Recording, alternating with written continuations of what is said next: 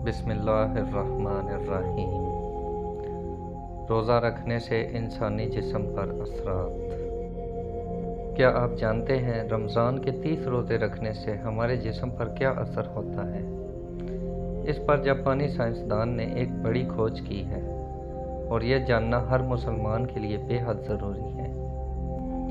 जापानी साइंसदान योशिनोरी ओशोमी को 2016 में मेडिसिन पर नोबेल प्राइज़ दिया गया।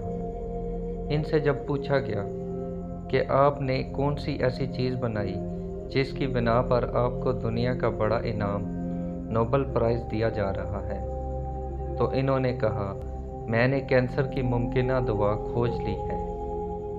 इस बात पर दुनिया ने बड़े पुरअंदाज में इनकी काविश को सराहा।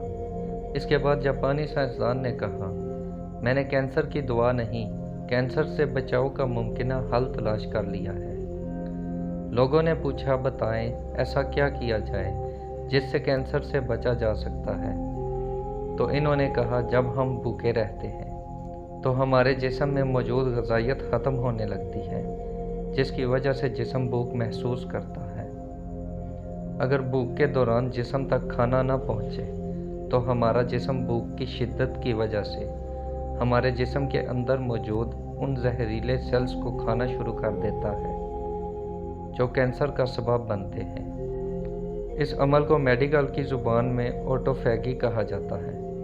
अगर आप चाहते हैं आपका जिस्म ऐसे बीमार सेल से पाक हो तो आपको भूखा रहना चाहिए। जब ऐसे सेल्स मरना शुरू कर देते हैं तो कैंसर होने का खतरा कम हो जाता है।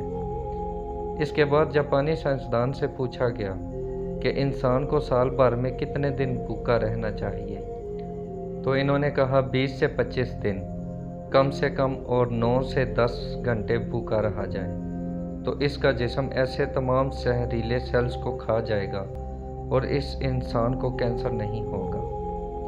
ऐ रब्बे करीम, आज हमें समझ आया कि मोमन पर रोज़े क्यों फ़र्ज़ किए गए और इस हदीस की भी समझ आ गई जिसमें आप सल्लल्लाहु अलैहि वसल्लम ने फरमाया, हर शय की ज़कात है और जिस्म की ज़कात रोज़ा है। मेरे अल्लाह की शान देखिए जिसने इबादत के अंदर भी बीमारियों का इलाज रखा है। मज़ीद इस तरह की वीडियोस देखने के लिए हमारा चैनल सब्सक्राइब करें। बराए मेहरबानी इस वीडियो को भी लाइक और शेयर करें। शुक्रिया। अल्लाह हाफ़िज़।